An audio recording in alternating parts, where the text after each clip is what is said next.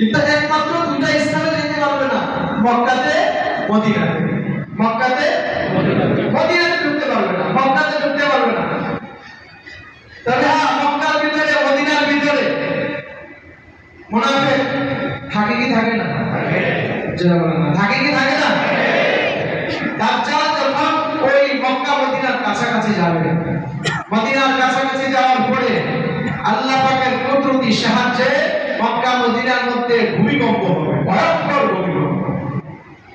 এই ভয়ঙ্কর ভূমিকম্পের কারণে যারা মুনাফিক, যারা ইহুদি, যারা অবৈধ, যারা আল্লাহ পাকের দেখা যাবে আল্লাহর সাথে শত্রুতা আছে, কাফের বেদিন, তারা মক্কার জমিন ছেড়ে মক্কা থেকে বের হয়ে যাবে, মদিনা ছেড়ে মদিনা থেকে বের হয়ে যাবে।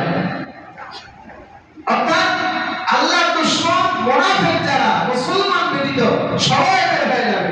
আর মুমিন যারা, তারা চিন্তা করবে যে আযাব গজব আসলে আসুক, এটা তো হারাম, আল্লাহর ঘর, আল্লাহর ঘরেই থাকবো, আল্লাহর ঘরের এরিয়ায় থাকবো, এর বাইরে যাবো না। আর বেদিন যারা, তারা বের হয়ে যাবে। এই জন্য মক্কা মদিনা থেকে মুনাফিক মুক্ত যেদিন হবে, ওই দিনটাকে বলা হয় ইয়াউমুল খালাস। কি বলা হয়? অর্থাৎ পবিত্র দিন, একবারে মুনাফিক মুক্ত মদিনা এবং মক্কা সেদিন হয়ে যাবে। ওই দিনটাকে এই জন্য বলা হয় ইয়াউমুল খালাস। আর এই মুনাফিকের দল সবাই কি আবার মক্কা থেকে মদিনা থেকে বের হয়ে দাজ্জালের দলে অংশগ্রহণ করবে।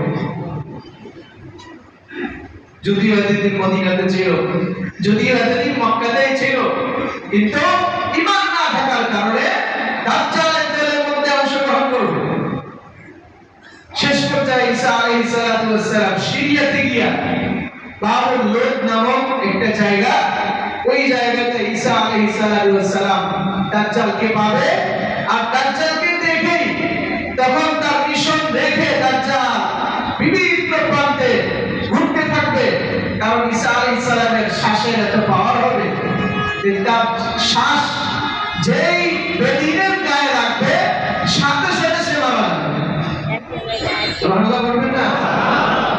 এবং শ্বাসের দূরত্ব এতদূর হবে, তার চোখের দৃষ্টি যতদূর যাবে, তার শ্বাসের পাওয়ার ততদূর যাবে।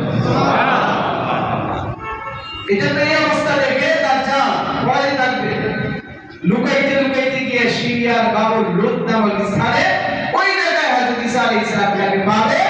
ঈসা আলাইহিস সালাম তাকে তখন হত্যা সেখানেই করবে। তাকে হত্যা করার পরে ঈসা আলাইহিস সালাম তখন জনসম্মুখে আসবে, এসে ভাষণ দিবে। এরপরে মুমিন মুসলমানদের মাথা হাত বুলায়া তাদেরকে আদর যত্ন দিয়ে কথা বলবে।